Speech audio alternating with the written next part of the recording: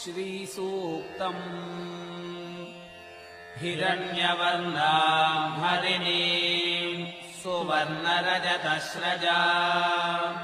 चन्द्राम् हिरण्मयीम् लक्ष्मीम् जातवेदो महावः ताम् महावः जातवेदो लक्ष्मीमनपगामिनी